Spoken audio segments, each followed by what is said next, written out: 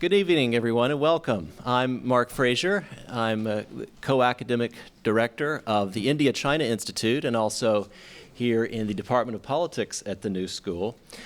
It's my great honor tonight to introduce to you Professor Elizabeth Perry, who is known to many of you as a leading authority for her highly insightful and innovative work on modern China and the politics of modern China. And here by modern, I mean as they do in the Chinese context, 19th and 20th century China as well as the 21st.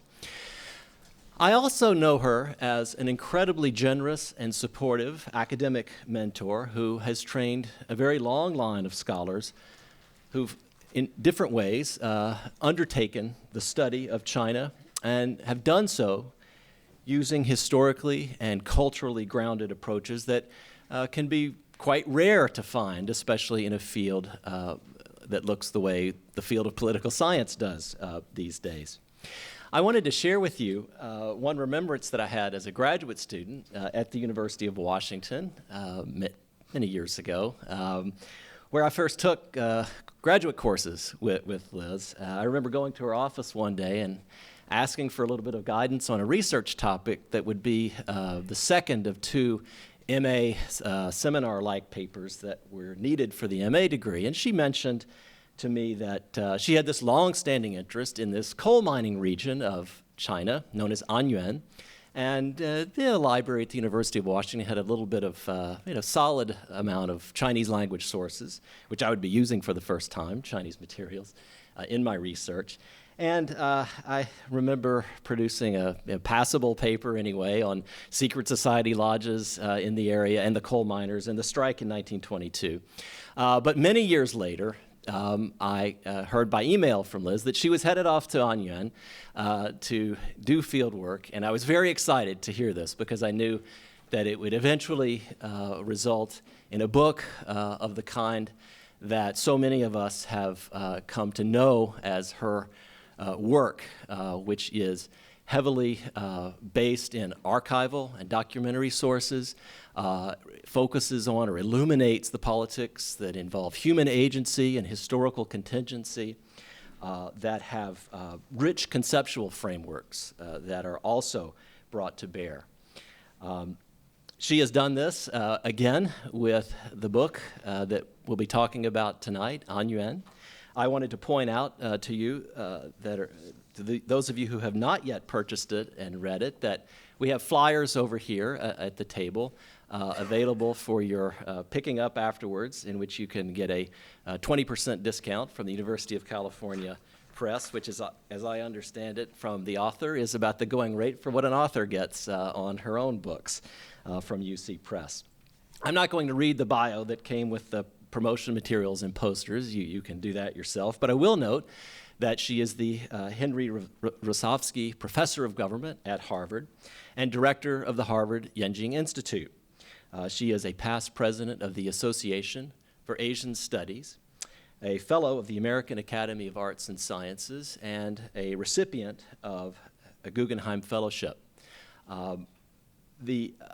Something that's not in her official bio, I think, is that her undergraduate alma mater, Hobart and William Smith colleges, some years ago, I remember being contacted by the provost of the college to tell me that they were going to honor her, and they have honored her, by naming the Asian Studies Library at the college after her. So it was a few weeks ago that I, through interlibrary loan, neither the New School nor the NYU's library had this book, but I was very happy when I picked up the book at the Bobst Library desk and saw on the spine that this was from the Perry Library from Hobart and William Smith Colleges in Geneva, New York, and I was delighted to see that.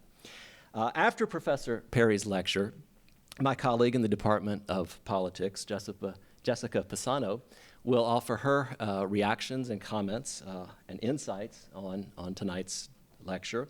I'm delighted to have Jessica joining us this evening. She is, as many of you know, a specialist on Russian and Ukrainian and East European politics and history, has, like Professor Perry, spent many years doing field work in the places of her interest. In this case, her book is on the politics of property relations in borderlands of Ukraine and Russia and the effects of privatization. I invited her comments tonight as a specialist on Russia because I'm sure we will have a very rewarding interchange as we think about the legacies of the Chinese Revolution and of the Russian Revolution and the similarities and differences in between. Following that, we will take your questions from the floor. So please now join me in welcoming to the New School Professor Elizabeth Perry. Thank you so much. As Mark mentioned, we've known each other for a very long time, both at the University of Washington in Seattle and also at the University of California in Berkeley. And it's a wonderful pleasure to see him here in New York. Can all of you hear me fine? Okay, good. The title of my talk today is The Cultural Foundations of Chinese Communism, and as Mark mentioned, I'll be drawing from my recently published book entitled Anyuan, Mining China's Revolutionary Tradition. Now, the idea of a revolutionary tradition is itself inherently ironic. Revolutions, after all, are supposed to be about overthrowing traditions, not about enshrining them. But countries that are born of revolution construct myths about their origins that prove as persistent as they are contested. If we think about the rise of the Tea Party movement in the United States, named, of course, for the incident in Boston Harbor that helped to ignite the American Revolution, that Tea Party movement has, of course, highlighted divisions in interpretations of America's revolutionary inheritance. And these debates not only change our narratives about the past, they also affect our understandings of the present and future political possibilities. In no country of the world is the challenge of confronting the revolutionary past in order to chart a new political future more challenging, less predictable than China. There are no obvious precedents that allow us to forecast with any degree of confidence the fate of the Chinese communist system. In contrast to an earlier era when it looked as though Chinese and Russian communism had been cut from the same revolutionary cloth and were headed down a shared historical trajectory, these days the differences between China and Russia could hardly seem more stark. Perry Anderson has written in a recent piece, quote, "If the 20th century was dominated by the trajectory of the Russian Revolution, the 21st century will be shaped by the outcome of the Chinese Revolution. The Soviet state dissolved after 7 decades with scarcely a shot. The outcome of the Chinese Revolution offers an arresting contrast. As it enters its 7th decade, the People's Republic is an engine of the world economy. Of the difference between the fate of the revolutions in China and Russia, there can be little doubt," unquote. Now, Anderson is writing at a time when the collapse of the Soviet Union more than 20 years ago has already relegated the Russian Revolution to something of a distant memory for most of us, while on the other hand, China's stunning economic ascendance, engineered by a communist party that continues to celebrate its revolutionary origins, has focused renewed attention on the legacies of the Chinese Revolution. The paramount leader of that revolution, Mao, passed away many decades ago, more than 3 decades ago now, and yet his picture still hangs in the place of highest political order atop the Gate of Heavenly Peace, Tiananmen, in the center of Beijing. Mao Zedong thought continues to be recognized as a centerpiece of the ideology of the PRC. There you see on the 60th anniversary, a big float carrying Mao in the background there, and in the front, long live Mao Zedong thought. Mao's mausoleum, located just across Tiananmen Square, continues to draw a steady stream of visitors. And the fascination with Mao isn't limited to the capital of Beijing. Until fairly recently, 900 miles inland in China's largest city of Chongqing, there was a massive Singing Red campaign to revive Maoist revolutionary culture, squashed when Bo Xilai was squashed, but nonetheless, I think, important. Reverence for Mao extends well beyond these state-sponsored initiatives. A survey of popular religious beliefs that recently was conducted in 40 major Chinese cities found that nearly 12% of urban residents report regularly worshiping images of Chairman Mao in their own homes. About the same number who say they venerate ancestor tablets, and more than the 10% who say they pray to Buddhist images, although there's not necessarily any contradiction. If you look up there in the upper left-hand corner of the picture of Mao, you see a little picture of the Bodhisattva, the Guanyin Pusa, so you can worship the goddess of mercy at the same time that you worship Chairman Mao. The exact influence of Maoism on contemporary Chinese politics certainly is open to debate. For an argument that it remains very important, you can see a volume that I co-edited with a German political scientist in which we argue that Mao's, what we call his guerrilla policy style, continues to influence policymaking in contemporary China. But whether you buy our argument in that volume or not, I think, as Perry Anderson points out, the importance of Mao's revolution in giving rise to a vibrant, unified country that today is a dynamo of the global economy does seem undeniable. So what explains the distinctive trajectory of the Chinese Revolution? How and why did it diverge from its Russian prototype? And what meanings does that Chinese revolutionary tradition hold for Chinese citizens today? Recent work by Western writers paints a very dark picture of Mao and his brand of revolutionary change. From his earliest days as a political organizer, Mao's best-selling biographers tell us in this book, The Unknown Story of Mao, the man was a vile and a ruthless individual whose cynical machinations would bring terrible, needless hardship to most of his countrymen. In a more recent volume written by Alexander Pansov, the Russian historian of China, using Soviet archives, although he calls this Mao the real story and poses it against the earlier so-called unknown story. In fact, it's a pretty similar story. And in these books, we learn that the poorest, the most vulnerable members of Chinese society, the very people in whose name Mao waged revolution, would suffer more than anyone from his eccentric follies. There's plenty of evidence to support this grim conclusion.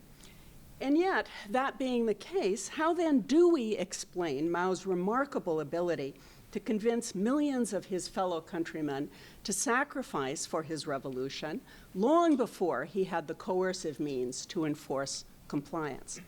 And how do we account for the outpouring of nostalgia toward Mao and his accomplishments, so evident among ordinary Chinese and especially among the most disadvantaged of them, even today, more than 30 years after his death? There at Mao's native place of Shaoshan, you see worshipers burning paper money and incense and sending up their prayers of hope to the chairman. Mao's charismatic appeal then and now is part of a larger revolutionary tradition that continues to reverberate in significant and sometimes quite surprising ways. In contrast to Lenin's revolution, Mao's revolution was a protracted process. The Chinese Communist Revolution took nearly 30 years to complete, to achieve political victory, from the establishment of a party in 1921 to the establishment of the People's Republic in 1949. It began, like its Russian exemplar, as a movement based in the cities, directed toward the urban proletariat. But the Chinese Communist Revolution was soon forced out of the cities into the countryside, where under Mao's leadership, it grew into a powerful peasant army capable of fighting first the Japanese and then the nationalists. But military victory didn't mark the end of the revolutionary process. Mao's call to continue the revolution found expression in a series of tumultuous mass campaigns that stretched from land reform in the early 1950s through the Cultural Revolution decade of 1966 to 76. Mao's lifelong attempt to invent and to instill a continuing revolutionary culture was still incomplete at the time of his death in 1976, but it left, I would argue, a searing impact. Despite the peasant demeanor of Mao and his colleagues, the early leaders of the Communist Party were, for the most part, educated intellectuals who brought to their organizing a substantial amount of cultural capital and cultural creativity. And central to their mobilization effort, I argue, is the role of cultural positioning, or the deployment of a range of symbolic resources: religion, ritual, rhetoric, dress, drama, art, and so forth, for the purposes of political persuasion. The supple methods of Mao and his comrades not only enabled the transplantation of Soviet ideas and institutions onto Chinese soil, but it also ensured that the Chinese revolutionary variant would grow into something rather different from its Russian prototype. After the establishment of the PRC, cultural positioning was superseded by cultural patronage, which took full advantage of the state's propaganda apparatus to rework the revolutionary tradition in ways that were intended to strengthen state legitimacy by elevating the authority of the party and the political elite. And both cultural positioning in making the revolutionary tradition and cultural patronage in mining that revolutionary tradition helped to make what was, in fact, a fundamentally new communist order come to seem familiarly Chinese. So this is really the point that I try to puzzle over in this book. How is it that such a foreign revolution with such foreign ideas, such foreign institutions that were imported from the Soviet Union has come over time to seem to many Chinese people as an institution, as a political system that is quintessentially Chinese? Now, to stress the importance of cultural positioning and patronage in generating a Chinese species of communism is definitely not to suggest some essential continuity from imperial days to the present that preordained any particular or predictable outcome. Culture, as we know, is a realm of constantly changing, often seemingly contradictory semiotic practices. But this isn't to say that culture is either arbitrary or infinitely malleable. Effective cultural positioning and cultural patronage require intimate familiarity with prevailing norms and also a keen eye for the possibility of meaningful invention within tradition. And some revolutions and some revolutionary leaders are better at this than others. Let me try now to provide some evidence for these claims from my book on Anyuan. Anyuan, as Mark mentioned, is the site of a large coal mine that's located in the heartland of China amidst the beautiful mountain scenery. It was established at the end of the 19th century as part of the self-strengthening movement of the late Qing dynasty with German technological know-how. It's located amidst this beautiful mountain scenery of Jiangxi province. In the square there, you'll see a blow-up in this next map. Pingxiang is the county, now a municipality, in which the Anyuan coal mine is located, right there on the provincial border between Hunan province to the west and Jiangxi province to the east. It's administratively, territorially within Jiangxi province, but culturally really very much part of Hunan. And the vast majority of the coal miners came from two counties, Liling County, which is just right next door there in Hunan, from which one of the early communist leaders, Lisan, came. And a little bit there to the further northwest, you see Xiangtan, which was Mao Zedong's home county. Anyuan was, and if you looked at the map, also south, just south and up the mountains is Jinggangshan, the first rural base area of the communists, where Mao built his first rural base and where he began to recruit a Red Army. So all of these are very close together.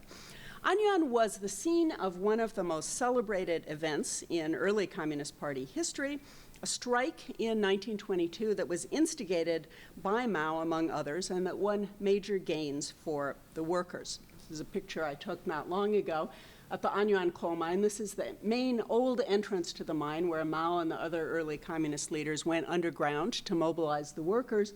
Coal is still brought out, still an active working coal mine. To the right there, you see what is now an empty little building, but back at the time when Mao was there in the 1920s, that little building was filled with images of the Bodhisattva images to which the miners would burn incense and bow each morning before they went in to engage in their extremely dangerous work. For 3 years after the 1922 strike, Anyuan was the most active center of communist labor organizing in China. Its communist-sponsored schools produced thousands of literate workers who went on to play a very important role in the revolution. The Anyuan experiment ended in 1925 with brutal warlord suppression, but its legacy lived on through the key contributions of Anyuan workers to the Autumn Harvest Uprising, which marked the beginning of rural revolution and the development of a Red Army. And Anyuan workers became leaders of the famous Hunan peasant associations that Mao would later champion. They served as political commissars and officers in the army. And so it's hardly surprising that after 1949, the history of Anyuan would find an important place in the construction of a revolutionary tradition. But in this invented tradition, the role of the workers would be largely eclipsed, indeed, for the most part, erased in favor of an exaggerated image of some of their leaders. Now, three important early leaders of the Communist Party were active at Anyuan in the 1920s. This is a movie version depicting them. There on the left, you see Mao Zedong dressed in his Chinese robes. He was educated only in China. In the middle, you see Lisan dressed in his coat and tie. He was just back from education in France. And on the end there, Liu Shaoqi, who had just returned from 2 years in the Soviet Union wearing his Soviet cadre outfit. All three of these men hailed from Hunan. And today, if you visit Anyuan, have any of you actually visited Anyuan? No? Oh, well, please go. They'll be delighted to take your tourist dollars. They're now a stop on the Red Tourist Pilgrimage route of Jiangxi Province. Anyway, if you go there, you can see statues of these three individuals, and the size of these statues gives you some indication of their stature in contemporary Chinese official party historiography. So there's a towering statue of Mao Zedong in front of a museum to the labor movement. There's a 3/4 size statue of Liu Shaoqi, and poor old Lisan is left with a little bust.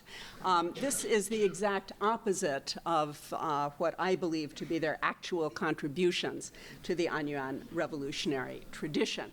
All three of these men hailed from Hunan province. Mao and Lisan in particular came from nearby counties from which the coal miners themselves had come.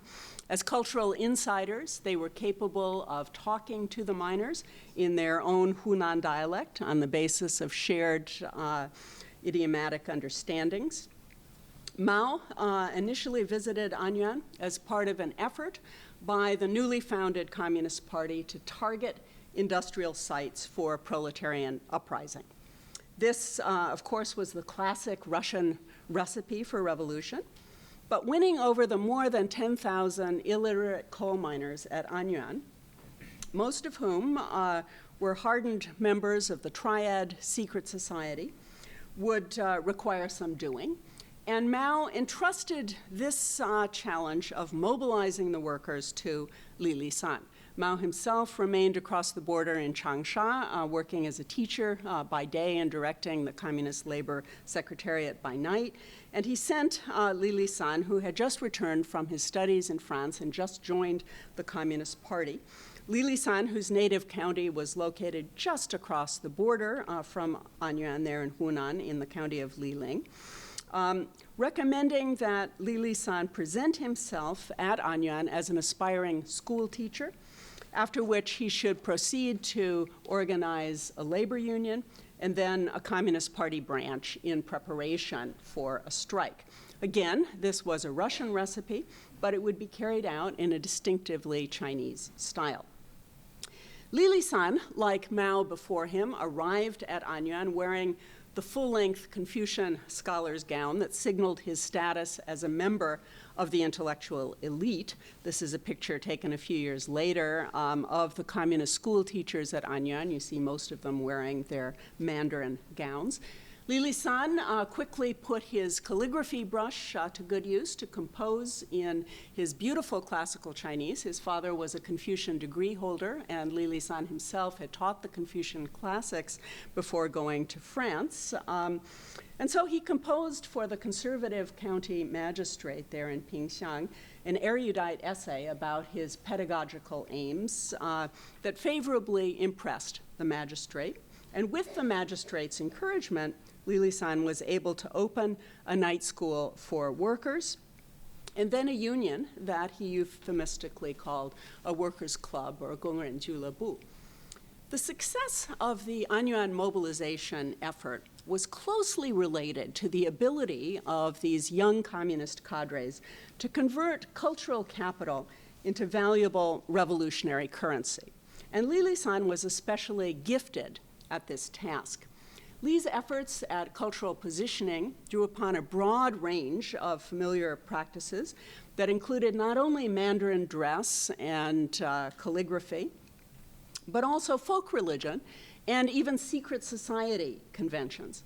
To stir up interest in his new workers' club, Li decided that his night school should host a lion dance at the time of the annual Lantern Festival. In this region of China, the Lantern Festival was a time when the local elite would sponsor exhibitions by martial arts masters who would display their skills and thereby attract new disciples. This is also one of the two major fireworks producing areas in China, and so these lion dance lantern festivals were very loud, raucous occasions. In fact, to anyone doing field work in Anyuan today, it's a constant struggle to get any sleep because you hear fireworks are going off constantly throughout the night. But in any case, on this occasion, one of Li Lisan's new recruits to his workers' club, who was a low-level Triad chieftain with martial arts skills second to none, donned a resplendent lion's costume of this sort, and to the accompaniment of firecrackers, gamely pranced through the town of Anyuan. As intended, his performance attracted a very large crowd, which followed this lively dancer back to the workers' club to try to find out how to enlist as his disciples. But contrary to popular expectation, the lion dancer announced to the crowd, quote, "My teacher's home is in Liling," so this was Li Lisan's native county, "but the ancestral founder, the Shigong of our school, lives far, far away. To find him, one must cross the 7 seas.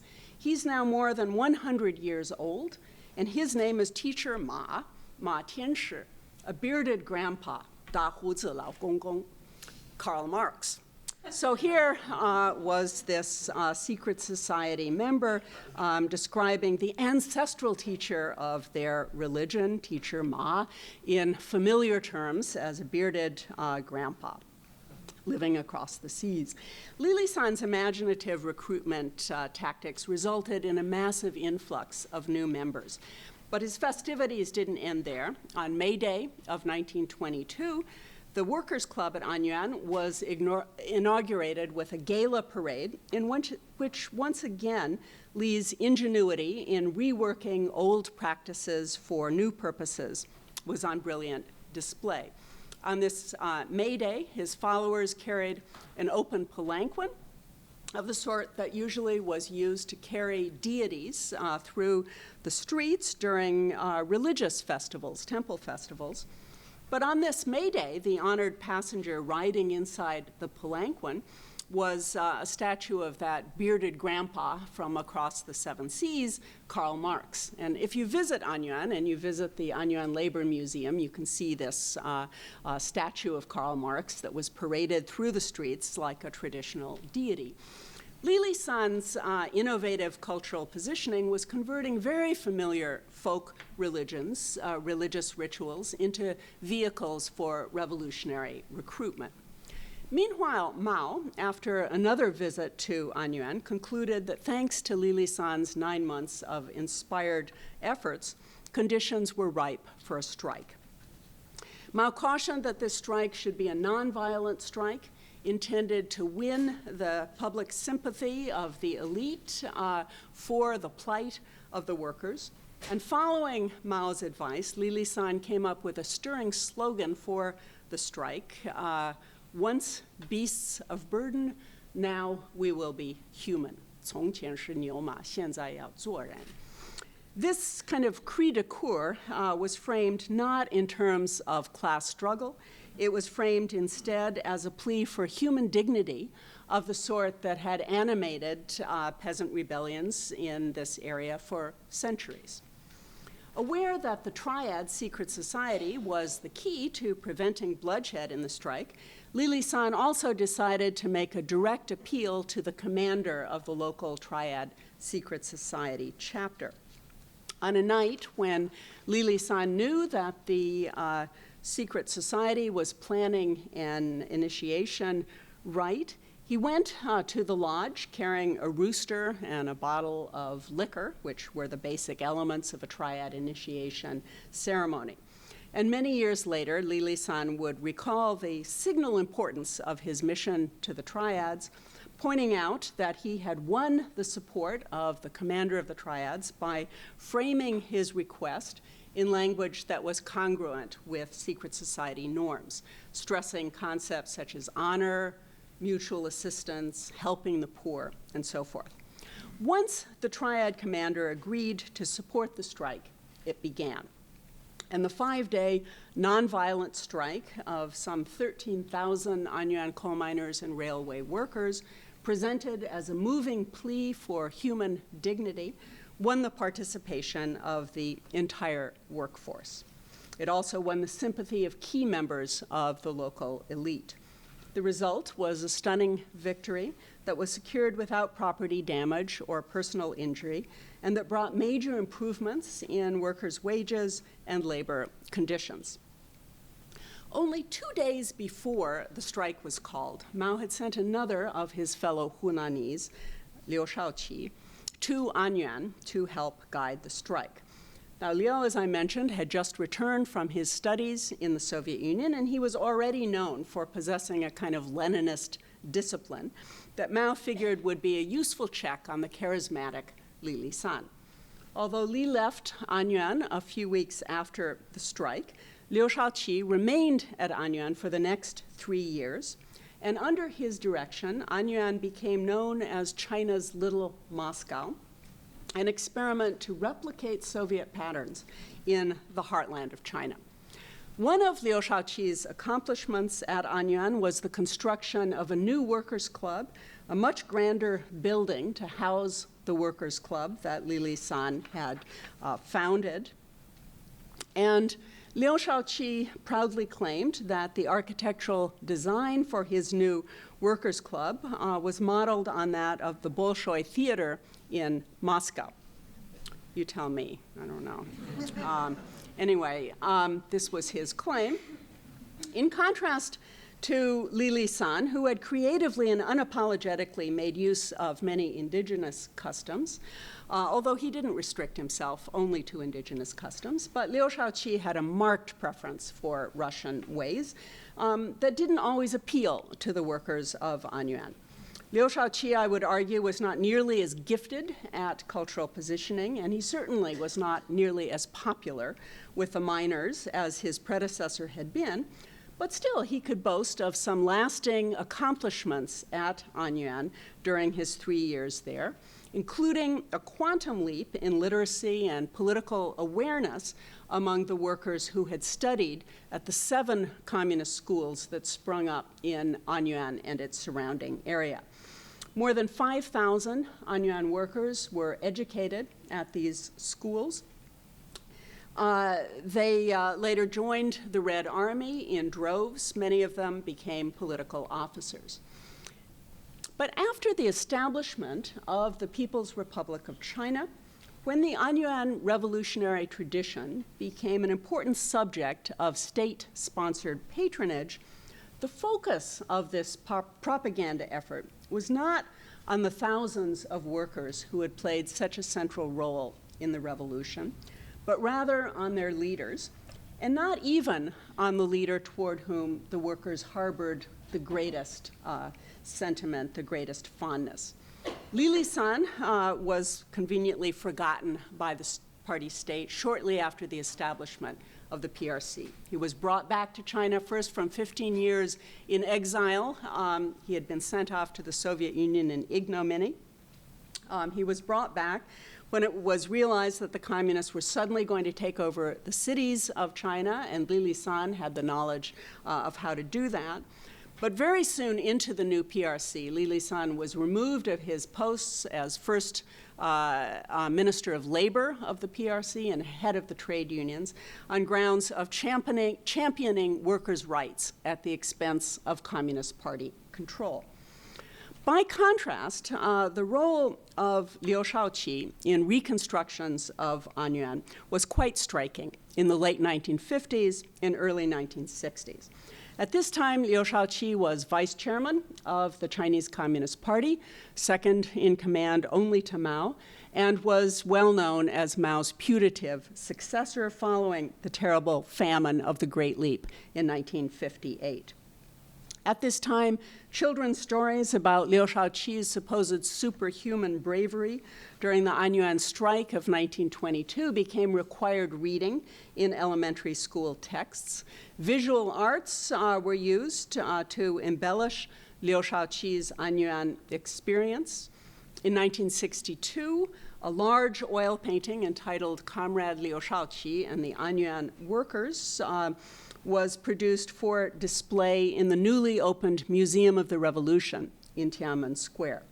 The painting was part of a cult of personality that was developing around Liu Shaoqi at this time, which I think was modeled on Stalin's earlier cult of personality. This famous poster of Stalin and the miners, which, as Vicky Bonnell points out, was a central icon in the Stalinist cult of personality.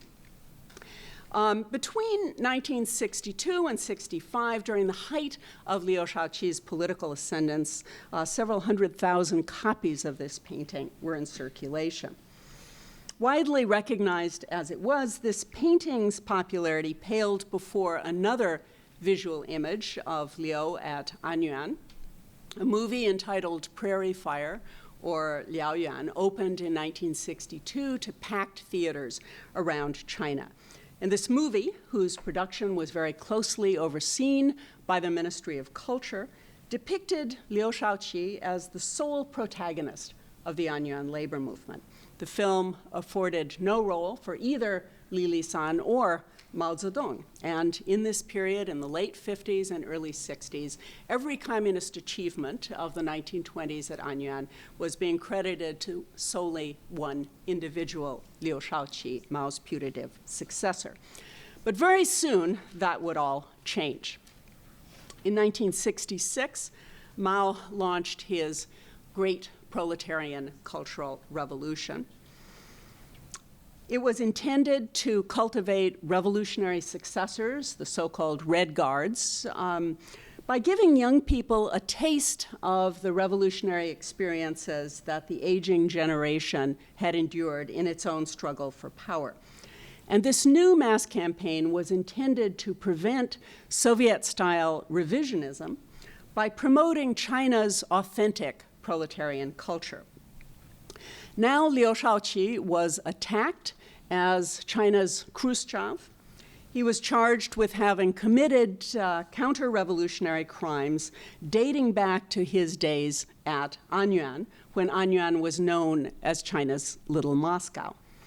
The products of cultural patronage that earlier had been sponsored by the boosters of Liu Shaoqi were now condemned as incriminating evidence of Soviet revisionism. The oil painting of Liu Shaoqi and the workers of Anyuan that I think had been inspired by this poster of Stalin and the coal miners now was deemed the earliest evidence in the field of literature and art of Liu Shaoqi's attempt to tamper with party history. That painting was unceremoniously removed from the Museum of the Revolution to make way for a major new Cultural Revolution exhibit that was entitled "The Brilliance of Mao Zedong Thought Illuminates the Anyuan Labor Movement." So here you have a catalog of this new exhibit at the Museum of the Revolution. The catalog is entitled "From Anyuan to Jinggangshan." Here you see Mao and the new Red Army standing atop his base area in Jinggangshan. In the background there, you see the Anyuan coal mine and these miners streaming out of the coal mine to join Chairman Mao in rural revolution. Among the many artworks in this new exhibit, one stood out for its simplicity and its grandeur. And that was the painting entitled "Chairman Mao Goes to Anyuan, Mao Zhuxi去Anyuan," painted by Liu Chunhua in 1967. The painting purports to depict Mao's maiden trip to the coal mine in the fall of 1921, and it presents a stirring image of the young revolutionary. There he is standing majestically amidst the scenic mountains, clad in his long scholar's gown, holding a simple Hunan oiled paper umbrella. Mao here is portrayed in romantic, even religious tones. And after the Cultural Revolution, in interviews with American art historians, the painter, Liu Chunhua, admitted that his inspiration for this painting, which was the first oil painting he had ever completed, came in part from German Romanticism and in part from the religious paintings of Raphael. Now, the possibility of this painting serving as a central pillar in the growing cult of personality surrounding Chairman Mao wasn't lost on Mao's wife, Jiang Qing. When she first saw a photograph of this painting, she concluded that it was an ideal model for veneration and emulation. And on July 1st of 1968, the front pages of all the major newspapers and journals were devoted to full-spread color reproductions of the painting. Soon, the likeness appeared on posters. It appeared on Mao buttons, Mao badges. It appeared on plates, vases, pottery. It's a particularly attractive one. Cigarette cases, embroidery, and many other media. The most common postage stamp, with a run of 50 million during the Cultural Revolution, was the 8-cent likeness of Chairman Mao on his way to Anyuan. It was also the only stamp exempt from postal cancellation to avoid desecrating its sacred image. Copies of this painting were reverently received as an object of veneration, not only at Anyuan itself, but in urban neighborhoods, in factories. There in the background there, you can see a copy of the painting being received in a Shanghai factory. It was received on military barracks. Here are soldiers holding up the double happiness sign, usually reserved for weddings, but they're feeling as happy as a wedding to be receiving copies of Chairman Mao's painting here. Down in the countryside, in communes, revolutionary swim meets. Here Mao is a Red Army soldier in the front, but Mao going to Anyuan in the background there.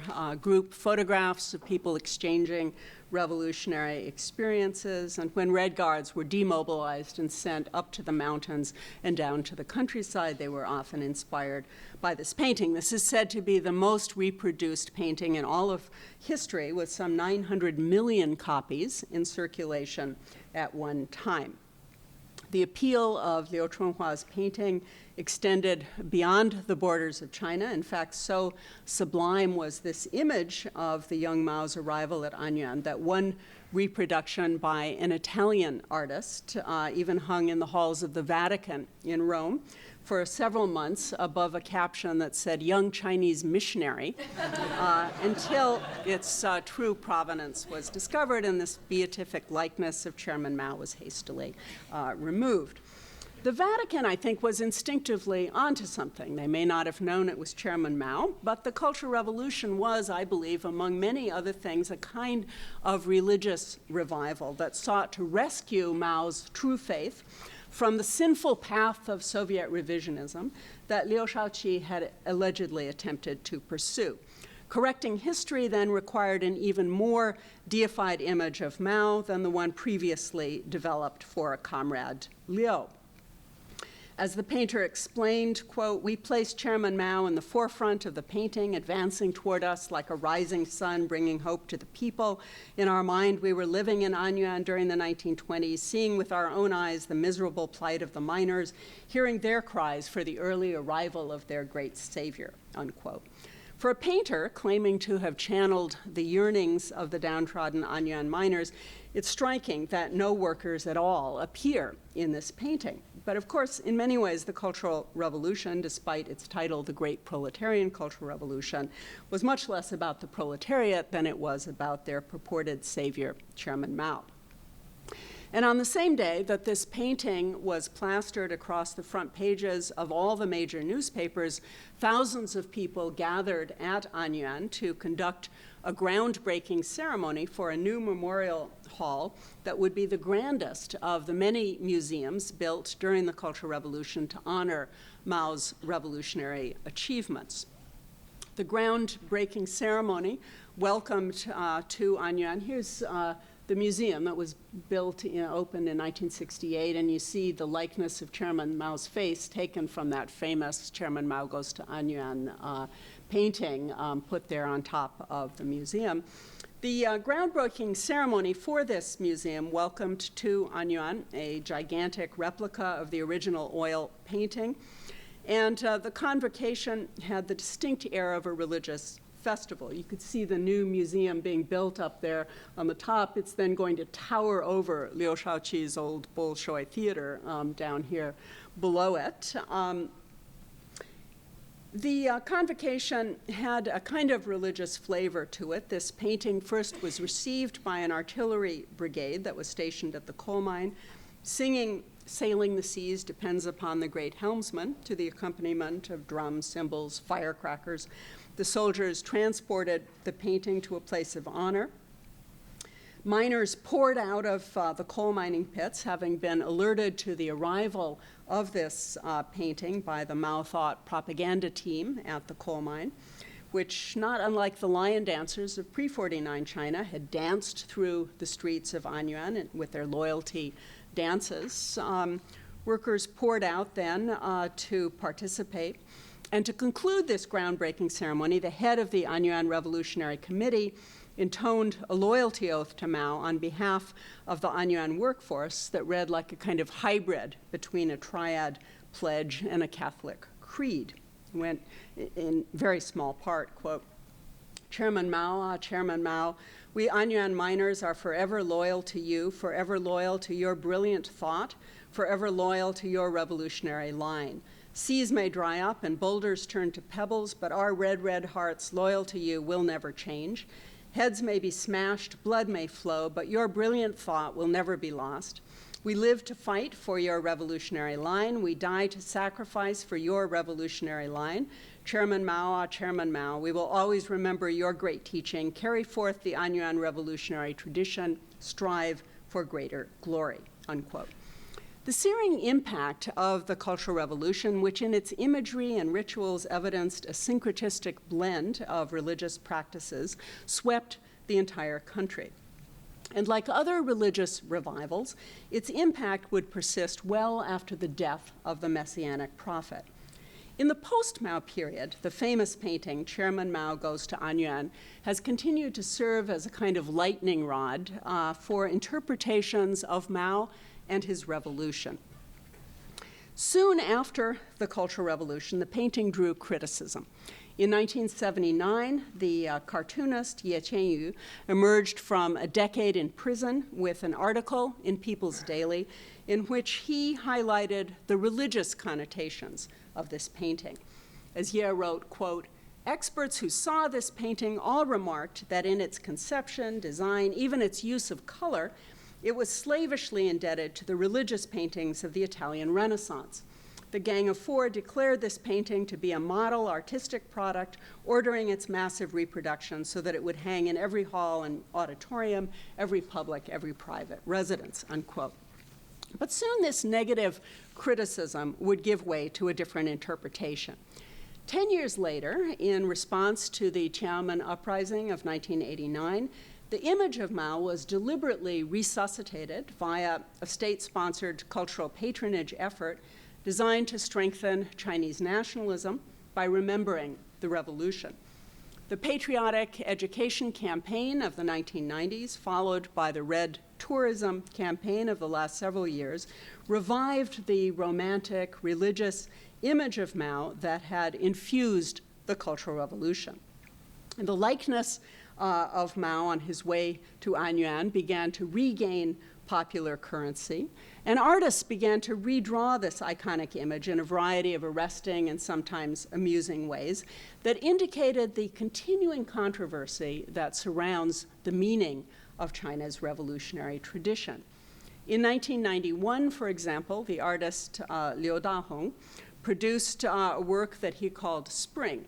Here you see the young Mao still wearing his long scholar's gown, but now with a halo over his head and a magical beam. It's a little hard to see it, but there's a magical beam emanating from his hand there. He's laid down his umbrella and instead has this magical light, which he's shining on these figures drawn from Buddhist mythology.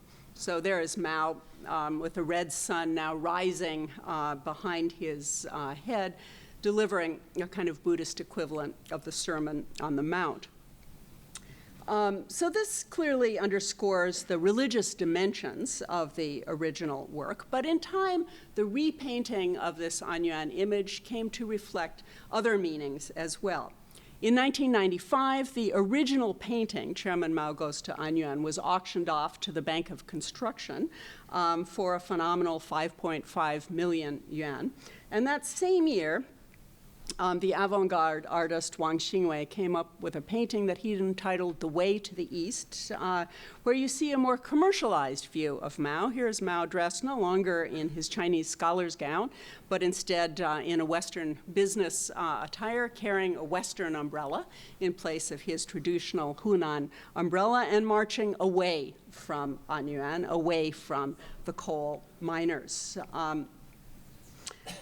More recently, artists have injected a note of irony by adding or subtracting figures to the original archetype. In 2000, Wang Xingwei, again, with a piece that he entitled X-Ray. Here you see the young and the old Mao meeting on top of Anyuan with a crumpled body, perhaps the body of the revolution, falling between them. A painting by Yin Zhaoyang in 2005, entitled, again, Chairman Mao Goes to Anyuan, inserts onto a kind of blurry rendering of the familiar mountainscape a young worker waving at Mao, but we don't know whether he's waving at Mao to come back and to save the workers or whether he's happily bidding him farewell. Another painting, also entitled Chairman Mao Goes to Anyuan. Here you have the Anyuan landscape in brilliant clarity, but Chairman Mao, of course, has disappeared from the scene. The Chinese landscape remains beautiful and enduring, but perhaps the revolution not so much. A 2007 painting by Ma Baozhong, also entitled Chairman Mao Goes to Anyuan. So there you have a shadowy rendition of Chairman Mao welcoming to Anyuan an earlier practitioner of the cult of personality, Joseph Stalin, who now is garbed in a Chinese Mandarin robe himself. Communism finally has become Chinese. that the image of Mao on his way to Anyuan remains a source of political critique in contemporary China can be seen in some recent renditions that use digital technology. This one by Wang Tong, a photographer of shows the sprawling Anyuan district government offices in the background there that put the US Capitol to shame, actually, and that are viewed by locals as a symbol of official extravagance. Or this one entitled Chen Yunhui petitioning. Some of you may know Chen Yunhui was the local official in Zhejiang province who lost his life a couple of years ago after petitioning on behalf of villagers who had lost their lands to unscrupulous real estate deals. Chen Yunhui was run over by a red truck that many believed had been sent by the Public Security Bureau. So here he is standing in Chairman Mao's spot on Anyuan with the Public Security Bureau about to overtake him. Avant-garde art obviously is open to multiple interpretations. That's the whole point. But if you visit Anyuan itself, you will discover that most miners, like lots of poor people across China, express unabashed admiration for Mao. Here's a statue that was installed on the 80th anniversary of the strike, where workers often today burn joss sticks and pray to Chairman Mao. Mao is often spoken of in quasi-religious terms. As one Anyuan miner put it, quote, "The Bodhisattva protects good-hearted people. It's just like it says in quotations from Chairman Mao, evil is repaid with evil, good is repaid with good. It's all just the same thing," unquote. Religious beliefs and rituals were meaningful elements of people's lives long before the Communist Revolution. Miners burnt joss sticks to images of the Bodhisattva before they entered the coal mines each day. Much of Lisan's success in mobilizing the miners lay in his appropriation of popular religious practices. The cult of Mao that developed under state patronage during the Cultural Revolution, a central ritual of which was praying to the painting of the young Mao arriving at Anyuan, continued and escalated this process. And today, the grafting of reverence for Mao onto pre-communist religious customs provides an extra layer of spiritual protection for those who are anxious to enlist whatever divine assistance may be available.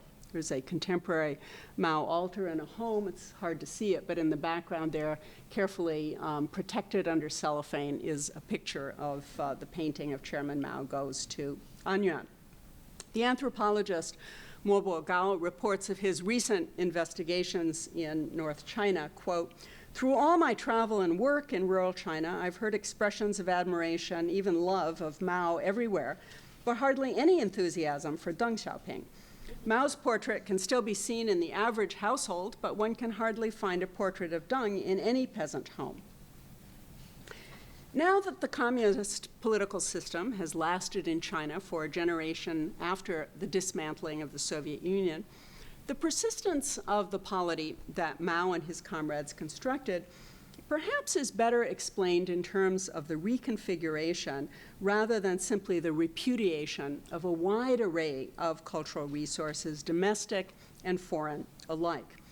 The Chinese Revolution was strongly influenced by the Russian paradigm, but I think it differed in its relationship to both elite and popular culture. A historian of the Soviet propaganda state, Peter Kennetz, stresses that the Bolsheviks were condescending and dismissive of their own traditions. As Kennetz puts it, quote, "Lenin and his fellow revolutionaries saw very little that was valuable in the indigenous culture of the Russian people." Similarly, Jeffrey Brooks, another historian, writes, quote, "Stalin and his circle were known to be contemptuous of peasants and peasant beliefs," unquote. By contrast, Mao, while every bit as radical and ruthless as his Russian counterparts, was nevertheless keenly attuned to the political power that was inherent in China's cultural traditions. As Mao enjoined his colleagues during the war with Japan, quote, "Our national history goes back thousands of years and has its own characteristics and its innumerable treasures. We should sum up our history from Confucius to Sun Yat-sen and take over this valuable legacy. Foreign stereotypes must be replaced by the fresh, lively Chinese style and spirit which the common people of China love," unquote. Mao and his comrades were erratic and they were eclectic in their mobilizing approach. But among their most important accomplishments was the reworking of cultural material, indigenous and foreign as well, to shape and solidify a new political order that owed a very great deal to the Soviets, and yet has come over time to be perceived by its own people as Chinese rather than as an alien implant. The construction of a powerful sense of nationalism was at the heart of this transformative project. So here you have a nationalist protest from this past fall, protesting Japan's claim over what Japan calls the Senkaku, or the Chinese, the Diaoyu Islands, and a portrait of Mao, and written at the bottom there is "Chairman Mao, we miss you." Or this one showing the amount of state control that's required to keep these nationalist protests in line.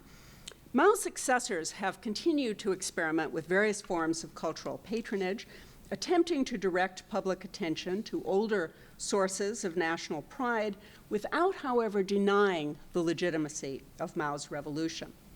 They are not always successful in their efforts. Take, for instance, the statue of Confucius that was installed a couple of years ago in Tiananmen Square, right in front of the National Museum of History, which used to be known as the Museum of the Revolution, just to the side of Mao's mausoleum.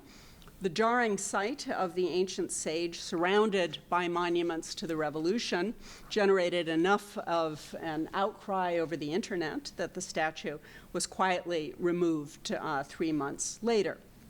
So, in conclusion, whether one admires or abhors Mao's revolution, it is, I think, too soon to write its obituary. To presume, as many people do, that the PRC survives only by virtue of an instrumental performance legitimacy that will dissipate just as soon as its sizzling economy begins to sputter is probably naive.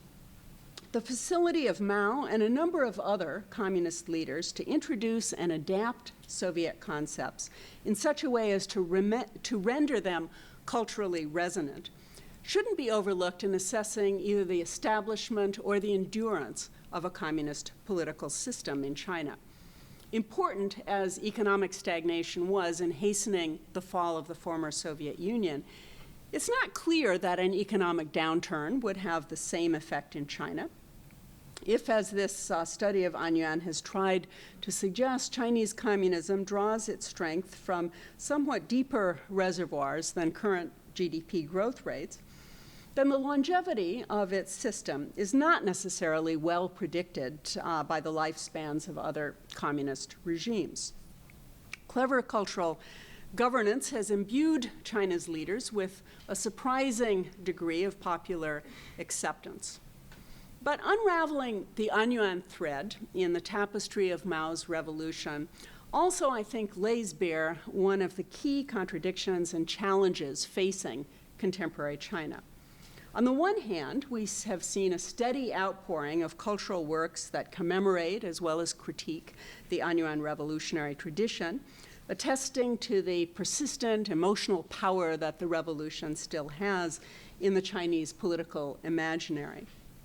But on the other hand, the glaring gap between the dismal plight of the actual Anyuan coal miners today as a century ago and the romanticized images that they have inspired speaks to the unfinished agenda of the Chinese Revolution. The demand for dignity by the dispossessed that was so poignantly captured by the watchword of the Anyuan strike, "Once we were beasts of burden, now we will be human," remains a central issue in Chinese political debate. And in the end, the survival of the Communist Party state may ultimately hinge upon its ability to satisfy this still unfulfilled promise of the Chinese revolutionary tradition. So thank you very much for your attention.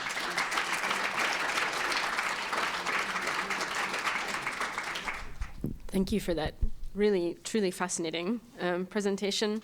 It's really a pleasure to welcome Professor Perry to the New School, and also an honor to have the opportunity to comment upon her work. As my colleague Mark has reminded us, I approach Anyuan as a student of post-socialism and of the Soviet Union, and so my comments and questions will reflect this perspective. So in the next 10 minutes or so, I hope to keep this short in order to allow enough time for discussion. I'll raise two questions with the hope that they may together provide fodder for further discussion. My questions focus on the overarching analytical framework and comparative aspects of the book, and its implicit and explicit explanatory claims about revolutionary states, cultural positioning, and how we think about the resilience or rupture of political systems. So in my comments, I'll extend the parallel with Russia a bit further, and also ask what we might learn from different angles of comparison. Can everyone hear me? Okay. First, however, I'd like to take a moment to appreciate what this book, and indeed the entire Perry oeuvre, does not do. In Anyuan, the reader does not find a search for what Anna Krylova, writing on Western historiographies of Stalinism in the Soviet Union, calls, quote unquote, the tenacious liberal subject, the sustained, unreflexive, and binary effort in American academia and intellectual culture to uncover in communist man either, on the one hand, a credulous dupe, or, on the other, a projection of the resisting liberal self. Rather, Anyuan seeks to understand the uses of Chinese revolutionary tradition and the continuing appeal of revolutionary tropes, symbols, and practices on their own terms. And this is one of the really great and wonderful distinguishing features of this book. The first question I'd like to ask speaks to a broad set of issues in the study of politics having to do with the beginnings and ends of regimes. In the comparison with the Soviet Union that threads in and throughout the text, at sometimes surfacing in the story's weave and others resting in its weft, we are reminded of the resilience of the Chinese communist state relative to that of European and Eurasian state socialism. But when we speak of the durability, or, for that matter, the impermanence of a regime or political system, what precisely do we mean? Now, this is important, of course, because resilience and its relationship to cultural positioning is central to the framing of the uses of Anyuan. Are we referring to the persistence across time of a specific set of institutions? The reproduction of a single set of political elites or bureaucratic actors? The preservation of a specific territorial shape or name recognized by the international community? Or the continuous saturation of public discourse by a single coherent and static ideology? Or perhaps the preservation of a particular degree and type of state coordination of economic activity? Or the enduring presence of a particular worldview, set of cultural practices, or identities? Few political systems maintain stasis in all or even most of these characteristics over the longue durée. So if we consider this question from the point of view of people's experiences, what exactly does it mean to say that a political system endures or that it has collapsed? So depending on how we choose to answer this question and what definitional weight we choose to assign to different aspects of a given political system, we may see comparisons between Soviet and Chinese communist longevity in different light. I would suggest that in the context of such a comparison, reports of the death of Soviet power may have been greatly exaggerated, and that this contention may lead us toward different conclusions in the comparison of Soviet and Chinese resilience. The political technologists of Putin's Russia have recycled, reshaped, imitated, and reintroduced Soviet-era cultural and political resources, as well as institutional design, with genius, just as their Soviet-era counterparts, whatever their views of Russian culture, created syncretic political cultures out of pre-revolutionary Russian and revolutionary religious, artistic, and legal elements. This cultural positioning suggests legitimacy, obtains compliance, and even generates a certain type of social cohesion. Now, this is to say that the absence of the Soviet state does not, as such, does not mean necessarily that the system is dead and buried. Rather, to a certain extent, if we view Russian politics through the lens of many ordinary people's experiences, we see continuities between the late Soviet period, particularly the 1970s and early 1980s, and today that make the event known as the fall of communism look a lot more like Philip Morris's reinvention as Altria and a lot less like democratic revolution. There was a Russian vernacular expression popular in the 1990s to express this idea and the behavior of post-Soviet elites and institutions. Те же яйца, только в профиль. The same eggs, just seen from the other side. Eggs, of course, don't have a side. So, now, I'd like to note that in using the Russian case to suggest we disaggregate analysis of political systems to think about continuity and rupture, and about the ways that states are successful or not at persisting in their being, I'm not saying that nothing has changed since the fall of communism, nor am I making the invidious comparison between Vladimir Putin and Joseph Stalin that we hear in certain corners of American public discourse. Rather, I'm suggesting that in comparing the trajectories and fates of revolutionary states, we not take for granted that apparent resilience does not hide incipient rupture, or that apparent failure does not preclude persistence in a different form. My second, briefer question lies to a certain extent outside the scope of this book, but I could not help wondering what role contemporary market forces and societal reactions to them are playing in this story of regime resilience. If the uncertainty and risk precipitated by rapid market and thus cultural transformation is, as Polanyi and others would lead us to expect, leading people to react by embracing local and national cultures, then the Chinese Communist Party and revolutionary culture would seem to be a logical site of resistance, though there's that pesky liberal subject rearing its head again, or a safe harbor of Chineseness. So in this sense, we might ask, what work is the market doing to make the party seem Chinese? Here, too, the parallel with Russia might be extended to consider how evocations of past identities associated with the communist period are being used to mobilize national sentiment and to generate regime legitimacy. So in closing, I'd like to suggest that useful comparisons may be found in thinking not only in terms of the relative and temporally inscribed resilience of regimes in Russia and China, but also in the content of the contemporary legitimizing narratives in these two states and their relationship to shifts in different components of what we call political systems. In particular, if we turn our attention in both cases to the contemporary use of native symbols and practices in cultivating popular attention and affection for revolutionary legacies, we may see different planes of similarity and difference, planes that together may shed better light on understanding more about politics in the rest of the world. Thanks.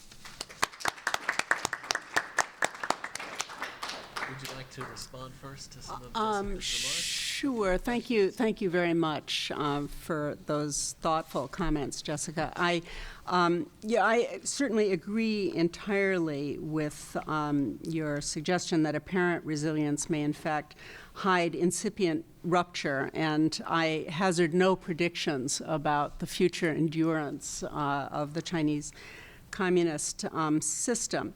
And I also, of course, accept your point that in many ways what we see in contemporary Russia is reminiscent of what was there in the Soviet Union. And yet the USSR as a political system, I think we would agree, no longer exists, even if contemporary Russia is influenced in many very powerful ways by its earlier communist experience. I think no political system can have decades of a communist political system without being deeply influenced by it, and Russia, having been at the heart of the former Soviet Union, certainly was. But it seems to me that the Soviet Union was in a very difficult position because with the fact that so many individuals did not identify ethnically as Russian, but identified as other ethnicities, it made it constantly very difficult to put forward a new culture after 1917.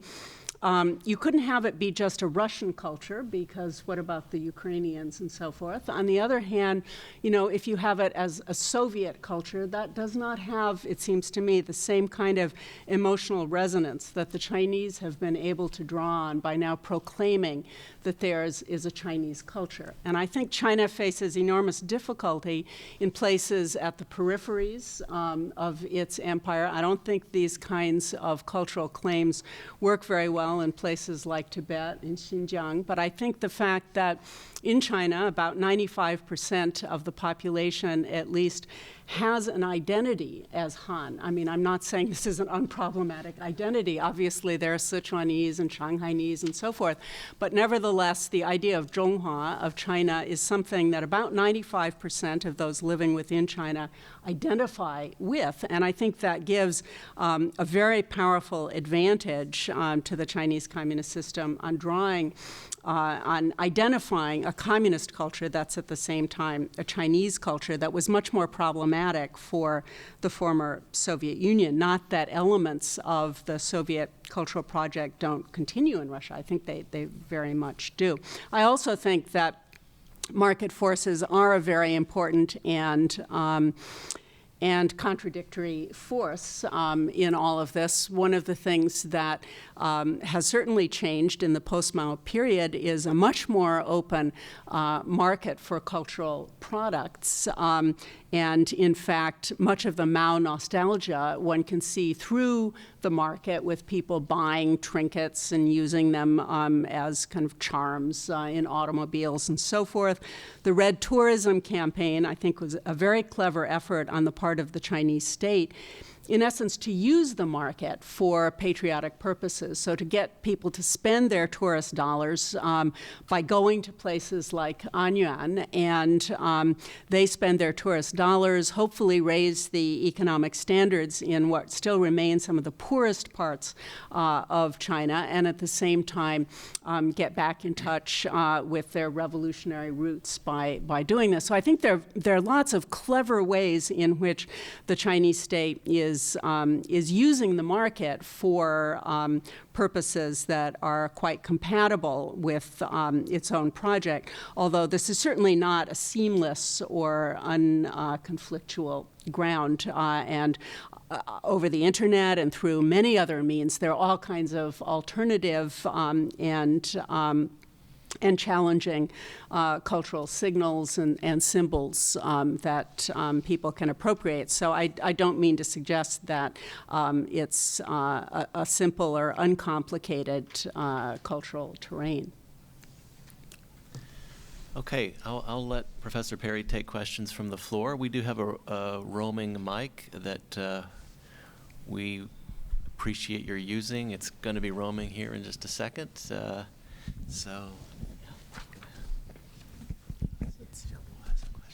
Oh, why don't you call on them, and I'll. Okay. Yes. First, Xiaobo, Liu.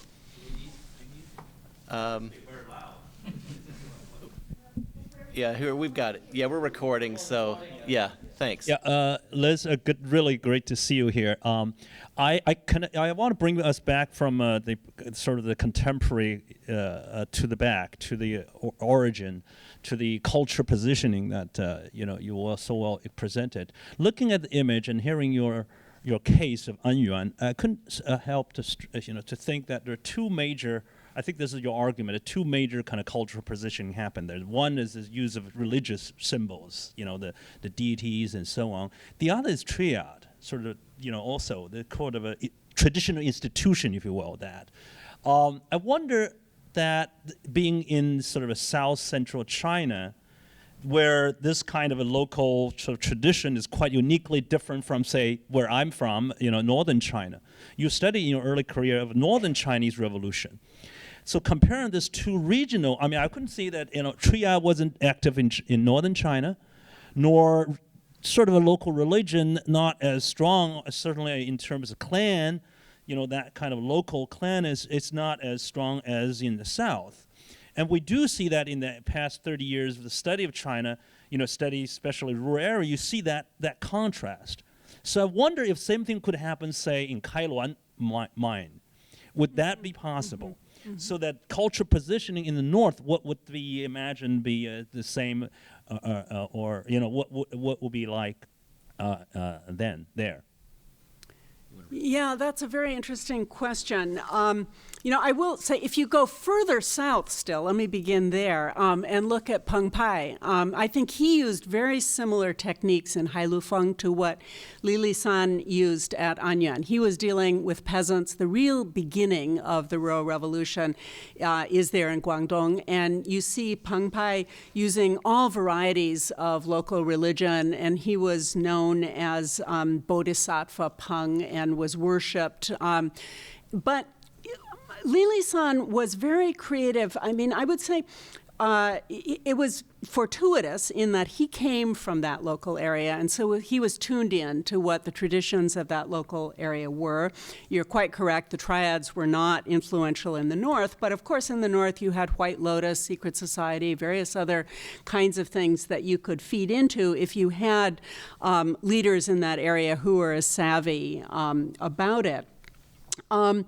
Li Lisan, it seems to me, used all kinds of things. So he used, on the one hand, these triad secret society conventions. He used religious festivals. But he also used, for example, he had some kind of large metal badge that he had apparently picked up when he was in France. I have no idea what it was. I can't find in the sources. But he liked to wear this big metal badge, and the workers would look at it and say, oh, that's the badge that makes him invulnerable to bullets. And he did nothing to dispel that idea that he was invulnerable to bullets when he wore that badge. And when the warlords brought in their troops to fight against him, this rumor went among the troops, too, that they couldn't go up against Li Lisan. And again, he was quite happy to rely on that. So I think he used a whole variety of folk cultures and foreign as well as local sources of power, weaving them together very cleverly. And the religious traditions, the secret society traditions in different parts of China certainly are very different. But Li Lisan, when he left Anyuan, went first to Wuhan, and then he went to Shanghai, which in many ways is very, very different from Anyuan, but in other ways is similar in that it is an immigrant society of workers there. And Li Lisan said that when he went to Shanghai, he took two lessons from Anyuan. One was that you had to work with the local elite. You had to figure out what the power of the local elite was, and you had to somehow manage to get to them. Now, this was pretty easy for him to do in Anyuan because his father had all these connections there. His father was a good friend with the head of the local Chamber of Commerce, and he used that and so forth. When he went to Shanghai, he had none of those things, but when he went to Shanghai, he also found out who the head of the Chamber of Commerce was and brought him on board for the May 30th movement. One of the first things he did when he went to Shanghai was find out who the Red Gang leader was there. Now, again, the Hongbang and the Qingbang, very, very different. Different origins, different traditions, different rituals, and so on. But in Shanghai, Li Lisan joined the Green Gang, pledged allegiance to one of the top Green Gang leaders, and after he did that, managed to recruit workers in the tobacco factories and the textile mills and so on. So I think, it was easier for him at Anyuan, not only because the local traditions maybe were more religious and he came from that area, but simply that he knew it better. But on the other hand, he felt that these were modular tactics that could be taken elsewhere. And I think we do see that. When I was working, as you mentioned, my earlier work was on North China, the North China countryside, and I did argue in my dissertation that there was, in many ways, a real clash between the peasant culture and the tradition of peasant rebellion in that area and the communist revolution when they moved in. But at the same time, I recorded in that book that Liu Shaoqi and others, when they were actively trying to organize in the north, and they heard rumors that the peasants were saying that Zhu De, the head of the Red Army, was a descendant of Zhu Yuanzhang, the head of the Ming dynasty, and that he was going going to put the Ming back on the throne, and that he was a kind of millenarian leader, which had been the prophecy of the White Lotus secret society in these areas in China. And Liu Shaoqi and others pointed out, well, this has been very helpful to our mobilizing efforts, and there's no need to disabuse peasants of the notion that Juda is somehow related to Zhu Yuanzhang. We can deal with that later on. So I think there was at least the effort to apply these same approaches, but it did have to differ in different parts of China depending on what the local religious and other kinds of beliefs were. Carl, and then in the back, Carl Minsner. Please introduce yourself. Sure. Carl Minsner, Fordham Law School. Thank you very much. I love your presentation. Particularly like the way you draw the strands, the historical strands, all the way from the 20s all the way up to the present. I was just going to push you a little bit to maybe even take it all the way up to the very present. If I remember correctly, the National History Museum reopened in China within the last year or two. They did sort of a major renovation of the depiction of Chinese history. And in fact, Xi Jinping, one of his first official actions after assuming Politburo Standing membership was to take the entire Politburo Standing Committee to go see collectively the new depiction of Chinese history. What's the depiction of Anyuan in that exhibit, and what does it tell us about the direction that Chinese leaders may be seeking to sort of take the revolutionary tradition going forward? I'm sorry to say I don't know exactly what's in that exhibit. I do know it's entitled The Revival of the Chinese Nation, which was also a major theme both in the outgoing party secretary, Hu Jintao, and in the incoming party secretary, Xi Jinping's speeches at the party congress. Hu Jintao, the outgoing party secretary, pronounced that culture is the lifeblood of the nation, and we must have a revival of the Chinese nation. And Xi Jinping, then standing in front of this monumental painting of the Great Wall, re-echoed that, or echoed rather, that the Communist Party is the inheritor of 5,000 years of Chinese tradition, and our mission is to revive the Chinese nation. And then, as you said, took the members of the Standing Committee to see this exhibit. And I don't know if Anyuan plays a role there. I've talked to several people who have seen the exhibit, but who've only told me that it is very much standard party historiography, and the party and Mao are certainly depicted as having allowed China to stand tall again in the international world after the humiliation of the Opium Wars. So I think it begins in the 19th century with the Opium Wars, and then things look pretty grim until 1921, and suddenly they look a lot better, and the Communist Party comes along, and people reunify and so forth. But I don't actually know how Anyuan is depicted in that.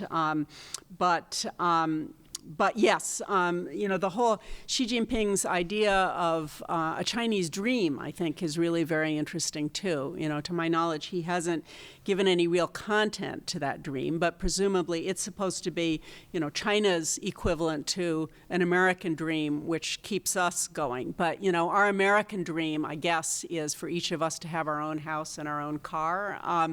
And I presume that the Chinese dream is a collective dream for the nation to be strong vis-a-vis other nations in the world and never to be humiliated again as it was in the Opium Wars and the Sino-Japanese War, and with the Chinese Communist Party in charge, presumably it won't be. So my guess is that he will flesh that out in the future, and that we'll have that collective rather than an individual and nationalistic more than materialistic dimension. But I think we don't really know that yet.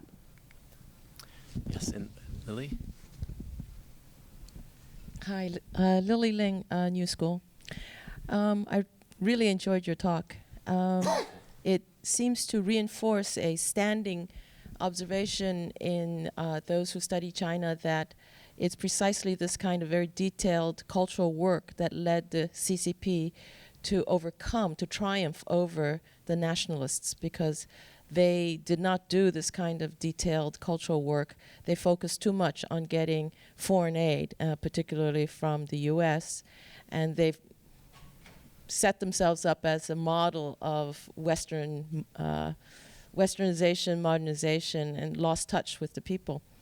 But isn't it an irony, historical irony, that today's China is moving towards that kind of nationalist self-image, and that this Anyuan history may be seen as anachronistic or archaic, out of touch with today's China, and in fact the nationalist vision for China may in fact be ironically more apropos for the China dream, the Chinese dream that Xi Jinping was talking about. So by the nationalist vision, you mean seeking legitimacy in the kind of 5,000 years of Chinese culture and Confucian? Not necessarily. I mean, it's more in terms of the kind of contemporary consumerist capitalist market-based understanding of contemporary China. Yeah, well, I mean, there are so many ironies in all of this. No small irony in the fact that there is now a relatively close relationship, again, between the KMT and the CCP, with the DPP being the odd man out, if you will, and the DPP arguing that, on Taiwan there's also Polynesian culture and various other things, and that Taiwan shouldn't just see itself as part of Chinese national culture. I do think that it may well be that at some future point, the Anyuan revolutionary tradition and other milestones of the communist revolution come to be forgotten. But I don't think it will be as long as there is a communist party in power in China. It seems to me that the Communist Party, although increasingly it is relying on a nationalistic argument, and it is drawing for its legitimacy, if you want to call it that, on all kinds of earlier tropes in China and trying to suggest that there's a seamless kind of transition from the past to the present, that nevertheless it cannot easily deny the role of Mao or the role of the revolution, because otherwise there is really no need to have a Communist Party there. And why is Xi Jinping in power now? In large part because he is the son of a revolutionary. And why are so many of those other members of the Standing Committee there? Because they also have ties that go back, so that they are a kind of communist aristocracy. And what legitimates them really is the revolution and the Communist Party. And I think Deng Xiaoping was very clever in the 1980s in pulling the plug on the de-Maoification that was underway at that time. In the 1980s really is a fascinating time, and for those of us who spend a lot of time living and teaching and learning in China at that time, I often feel nostalgic for the 1980s, when it seemed as though anything was possible and anything might happen. That was the time when you had the movie Heshang, the River Elegy, which was highly critical of Chinese tradition and suggested that the Confucian tradition was a kind of dead end, and China should get in touch with its May 4th tradition instead and open up to the rest of the world. It was a time when all kinds of different critical forces were at play.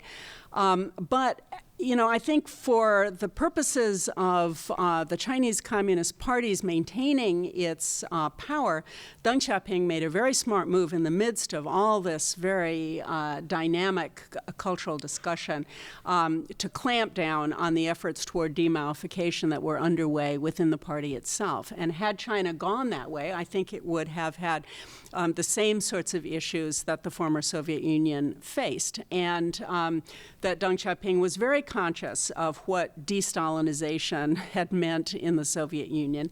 And in the reading of the official Chinese Communist verdict on what happened in the Soviet Union, you know, they definitely trace it back to Khrushchev's secret speech in 1956. And for them, you know, that's the beginning of the end, when you say that one of the major leaders around whom there was a cult of personality needs to be denounced, then this opens the door for everything to be questioned. And Deng Xiaoping prevented that. And I think, you know, since then, the Chinese Communist Party, and then particularly after 1989, when it made a concerted effort to carry out patriotic education campaign, and to insist on an identity of nationalism that could go back thousands of years in Chinese culture, but that had to be identified with the revolution, that it was the revolution that rescued this wonderful tradition. I mean, it's very ironic, obviously, in that the Cultural Revolution in many ways was a frontal attack on that tradition, with attacking the four olds and so forth. And Xi Jinping, behind closed doors, will say, you know, we're a Soviet system. Unless we deal with corruption, we will face the same end that the Soviet Union came to. It came apart because its institutions were corrupt and so forth, and we have to reform ourselves. We're basically a communist, Leninist, socialist system. But you'll never hear him saying that in public. In public, we are a Chinese system, and we have all kinds of problems like Chinese systems have always have. We have nepotism, we have corruption, we have bureaucratism, we have feudal remnants, and so forth. And that, I believe, is the discourse that is popularly accepted within China. And I think it's a discourse that was made possible by Deng Xiaoping's clever effort to talk about socialism with Chinese characteristics. So that increasingly people in China can be very, very critical of the regime, but almost never will you hear somebody criticizing the regime as being un-Chinese, as being an import from the Soviet Union. Instead, it's just too Chinese. That's usually the criticism that's waged against it, that culturally it's so Chinese, and that we need some kinds of restrictions. We have rule of man instead of rule of law. That's very Chinese, and so forth. And that, I believe, is the real achievement of the Chinese Communist propaganda and cultural apparatus. Okay, in the back here. Oh, all right. Then here. Yes. Hello. Thank you for your presentation. It was particularly interesting. I work with the UN NGO community on Interfaith Good Government Institute, and it seems peculiar to me that we still use. What does the word communism mean today for Chinese communism, when the idea of equality, and there's so much inequality there, as well as you brought up some very good points, the idea of guerrilla warfare, some of the things that are going on today, the use of proxy states, not just North Korea, and not just my opinion, or it's debatable today, but the competitive politics and nationalism, and there's a book, Nations, you're familiar with Why Nations Fail, Robinson, etc. Yeah, they're my colleagues. Oh, they're very good. Yeah, exactly. And the issue of adaptation, which you brought up particularly well, and the need to continue to adapt to a different politics, and then economics is not just a mathematical thing, but the importance of politics and adaptation. And how can we evolve to a more, after the fall of communism, when I got involved in these things, how can we evolve to what Kissinger and et cetera was saying, to a more human rights, respectful, human dignity orientation? Well, I would agree with you that the use of the term communism toward China is, the reason I use that is to point, I only use it in speaking of its political system, not certainly of its economic system these days, although of course the state retains a very strong hand in the economy, but the market has become very powerful in contemporary China, so it's no longer a command band economy of the sort that it was during the Maoist era. And culturally as well. There is so much greater pluralism these days, all kinds of cultural influences, much less controlled by the party than it once was. But still, institutionally, it remains a Leninist party system in which the Communist Party, through its nomenclatura personnel appointment system, retains control over the players at all levels of the system. And that, I think, is very important, and we sometimes tend to forget about that. At the same time, the Communist Party membership has changed dramatically in the post-Mao period. So at the beginning of the Mao period, right after the victory of the revolution, the party was heavily peasant in its composition. These days, one of the extraordinary things that Jiang Zemin did when he was party secretary was to articulate this conception of the three represents, which everyone chuckles about in China, but nevertheless had a revolutionary impact on the composition of the Communist Party because it legitimized the recruitment of capitalists into the Communist Party.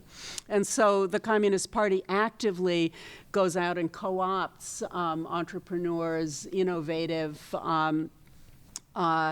marketeers and so on into the Communist Party so that the winners of reform are within the party instead of outside the party. So in terms of its personnel, it's now a highly educated party. It's quite a wealthy party with a large percentage of entrepreneurs who comprise it. And yet institutionally, in terms of the way it operates, it's still party secretaries who are in control, and they are put in their positions through higher level appointment in this Leninist party system. And so, that's what I mean by using the term communist. But it's also a very adaptive system. It has been from the early period. And I do believe that one of the important differences between Chinese and Soviet communism, and this is the argument that Sebastian Heilmann and I make in that volume, Mao's Invisible Hand, is that during the war with Japan in particular, in the wartime base areas in China, the Chinese communists, in order to survive, had to be extremely flexible, fast on their feet, adaptive in terms of all kinds of policies. And they developed a variety of experimentation, a kind of trial by error of experimental points, or what are known in shidian in Chinese, that became very important in the PRC as well, and that this kind of trial and error was something that was developed over the long 30-year history of the revolution. As Xiaobo mentioned, it moved from the south up to the north. It had to adapt to entirely different environments from one part of China to another, urban to rural, and then South China to North China. And in the course of doing that, developed a number of different policies and approaches. And we call it Mao's invisible hand by arguing that it's not just the magic of the market that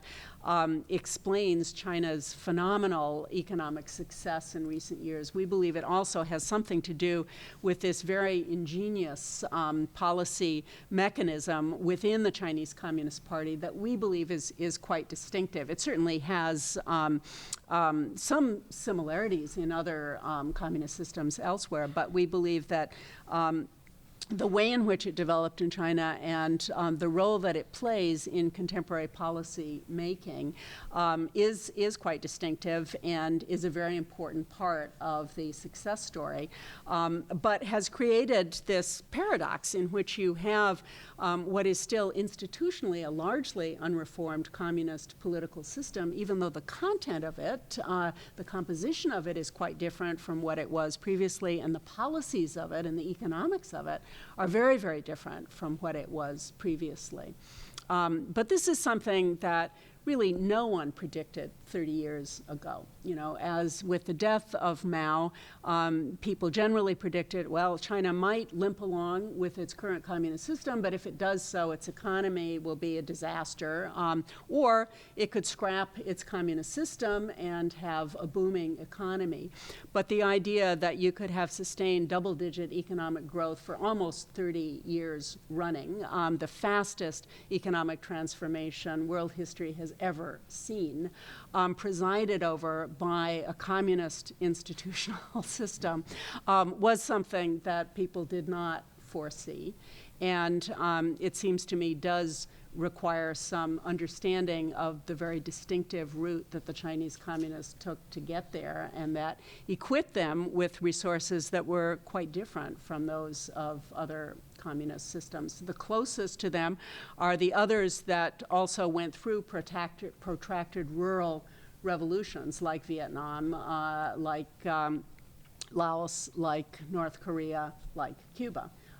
They remain communist systems. They all had rural revolutions, and they all have a kind of nationalist identity that's very closely associated with their revolutionary route to power. They were generally not as long-lived as the Chinese Revolution, but nevertheless, I believe that those origins imbued a kind of legitimacy on their parties that certainly those where communism was imposed by Soviet tanks after the Second World War, like Poland, Czechoslovakia, and elsewhere, where leaders were often seen as Soviet agents rather than nationalist leaders. That's very different from a Ho Chi Minh or a Mao Zedong or a Fidel Castro.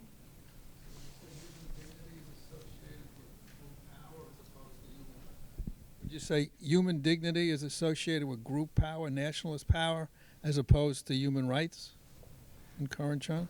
I feel that there's not the emphasis on human dignity that I believe that revolutionary tradition ought to be encouraging in China, to be quite honest. You know, one of the reasons that I was inclined to write this book was when I visited Cuba a while ago, and it really was quite striking to me when you see signs of the revolution everywhere, banners everywhere about the revolution, Museum of the Revolution filled with symbols of the revolution, people talking about it constantly. And when I asked people, you know, so what is the Cuban revolutionary tradition, I got a virtually consistent answer from almost everyone. The Cuban Revolution is two things. It's universal and free health care and universal and free education. You know, in the United States, you can ask almost anyone, and people will generally say, okay, the revolutionary tradition is freedom. It's freedom of religion, it's freedom of association, and so on. The American Revolution is about freedom from British domination. In China, I've asked this question to many, many people, and usually I get an embarrassed laughter, and people say, our revolutionary tradition, I don't know, people talk about it all the time, I don't have a clue what it is. Or if they do hazard an answer, it will usually be something negative. It will be, it's class struggle. That's what our revolutionary tradition is, and we ought to get rid of it. And so part of my interest in going back and looking at the early years of the revolution was trying to understand what had inspired people to sacrifice so much at that early period. And in looking at the Anyuan revolutionary tradition, I was very struck with how the appeal there was very much on the basis of human dignity. And it is an appeal that you find in Chinese peasant rebellions, but those peasant rebellions didn't set up schools to actually provide literacy for workers and workers' clubs to provide new forms of culture for them and so forth. And so, you know, I thought it was quite instructional to go back to that early period and see how the mobilization operated there and the appeals that were being raised. But I myself don't feel that either the Communist Party or ordinary people in China have a very clear idea of what their revolutionary tradition consists of. And my feeling is that that is actually dangerous for a revolutionary society, because I think, any revolutionary society has a lot of unpleasant things that one would rather forget and one wish were not part of one's revolutionary heritage. And yet the fact is that if a nation is born in revolution, and especially a revolution as wrenching as a Chinese revolution that led to such enormous sacrifice and loss of life, that not coming to terms with it and figuring out some usable history on the basis of which you can proudly move forward, to me is actually very dangerous. And that's why I think you get things like the Cultural Revolution, where you can have a particular interpretation of the revolutionary history that many people in China feel was a very misguided and very destructive interpretation of their revolutionary history. But I think until there is a positive interpretation that not everyone has to agree upon, but that there is some kind of national consensus on it in a positive way in which people can move forward, that it will remain a real problem for Chinese political discourse. And final question here, I think, is that Joshua? Yeah. Well, I hope it doesn't take us too far abroad for our final question. It's actually wonderful you mentioned Cuba, because this is the question I had in mind, and this is about Mao's influence abroad. So I work on Latin American political thought, and what strikes me is that in the Latin American Marxist tradition, there's this move as well to attempt to link socialism or Marxism to pre-existing traditions, or to adapt the kind of revolutionary strategy to the circumstances that exist in these countries. And what's interesting is that these theorists that are doing this in the 50s and 60s in Latin America take themselves to be doing something that they call Maoism at times, when they talk about guerrilla warfare, peasant leadership of the Marxist revolution, even at times incorporation of, say, Incan traditions or an ideal of Incan communism. So my question is, do you have any sense of how this sort of syncretic quality of Mao's revolution has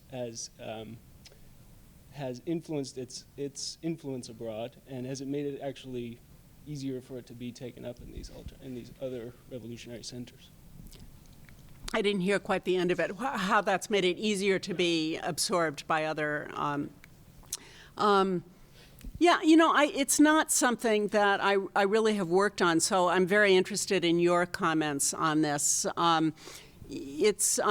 Recently I was on the dissertation committee of a historian, just completed his dissertation at Northeastern University in Boston, did a really interesting dissertation on the Cultural Revolution, the way in which it was received internationally, but also the importance of the way in which it was being received back in China itself. So we often, studying China in that period, think of China as sort of closing itself off, criticizing the Soviet Union and going its own way and so on. But as this dissertation points out, the Chinese Communist Party was very carefully monitoring the reception of Maoism in all these different places, extremely sensitive to how positively it was or wasn't being taken, and at the same time when foreigners came and visited China, making sure that their views were recorded very carefully, and hoping that there were all kinds of things that were very supportive of Maoism there.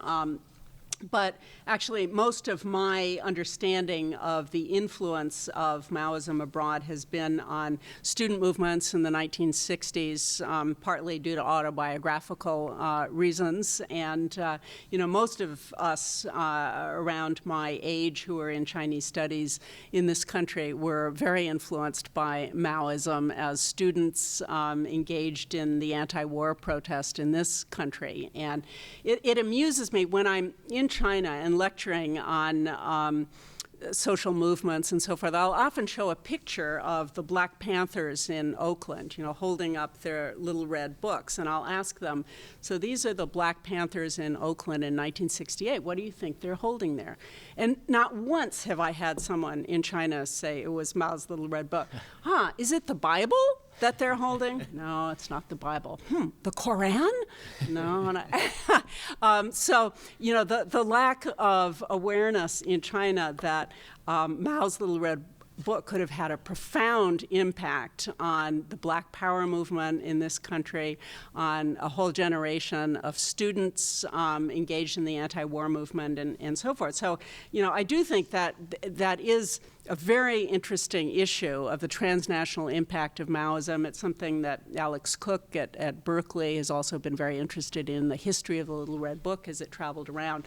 But to tell you honestly, I hadn't really thought about how the syncretic qualities of Maoism might have traveled to other places. Most of those who I've read were influenced by Mao's ideas are people like Marcuse and George Lukács and Sartre and so forth, who were impressed by the voluntaristic quality of Maoism and the malleability of consciousness and so forth, but not so much by the syncretic or the folk culture aspects of it. So it's an interesting statement for me to think about. Okay, I want to thank you. I want to thank Professor Perry and Professor Pisano for her comments.